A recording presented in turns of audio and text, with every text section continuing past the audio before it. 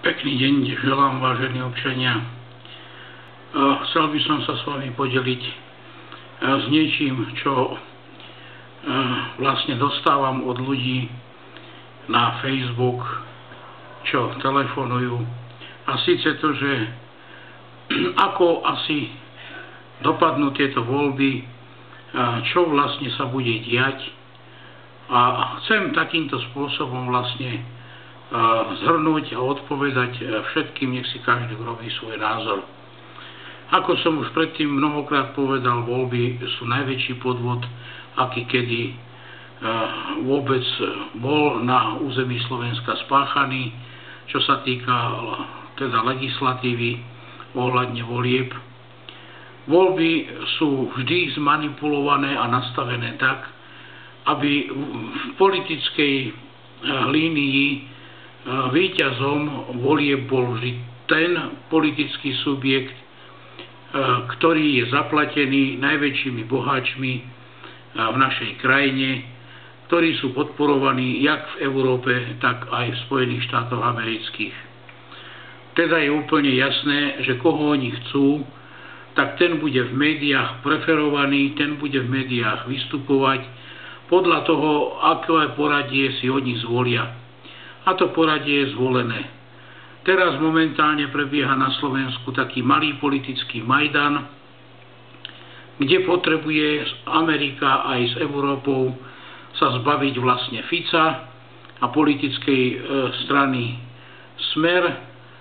Potrebujú sa ich zbaviť minimálne v tom zmysle, aby vládu nezostavoval Fico, aby vládu zostavoval Procházka. Ten je už dopredu zaplatený týmito politickými žralokmi a k nemu sa už pridá ktokoľvek z tých starších politických strán, ktoré tu jednoducho sú a ktoré tie preferencie majú takisto zaplatené. A to je Most Híd, Slovenská národná strana, KDH a aj Sulík, aj Olano s Lipšicom. Takže všetko toto vlastne už má svoje finančné prostriedky, finančné toky, aj svoje poradie v parlamente. Tie politické strany, ktoré sa snažia celé toto všetko zmeniť, tak tieto politické strany v podstate nebudú mať žiadnu šancu a zostanú zase na okraji. Žiaľ, musím to konštatovať takýmto spôsobom. Ja vlastne čakám, že toto bude taká rana pesťou do nosa všetkým tým aktivistom, ktorí sa rozdelili do týchto malých politických strán a nedokázali sa spojiť. Takže ja budem pracovať na tom, aby sme už teda dostali rozum, po voľbách sa spojili, ak ovšem nebude už aj to neskoro, pretože udalosti nás môžu predbehnúť. Medzinárodné udalosti vo svete sú nie príliš priaznivé, sme vo vojne, aj keď teda veľa ľudí to takto nevníma, nevie rozoznať a rozpoznať tie súčasné znaky trvajúcej vojny. A ja viem, že je, že jednoducho v tej vojne sme.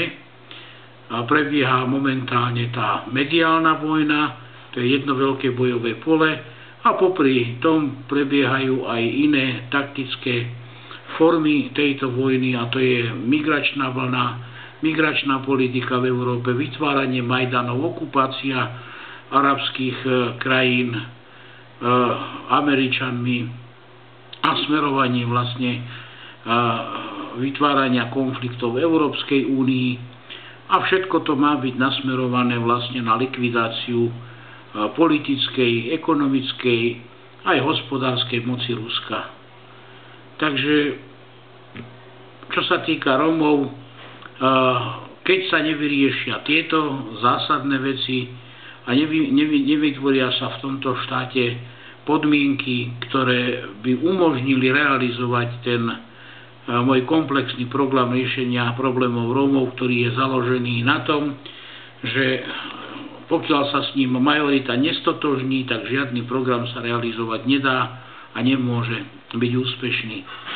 S mojím programom sa majorita stotožní, ale bohužiaľ nie politici, ktorí jednoducho v tejto majorite sú a sú tou majoritou zmanipulovanou volení.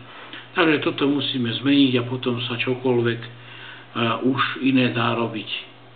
V krátkosti viem len toto odovzdať ako informáciu a posúďte sami, do akej miery teda hovorím to, čo je pravda, čo si môžete teda overiť a do akej miery nie.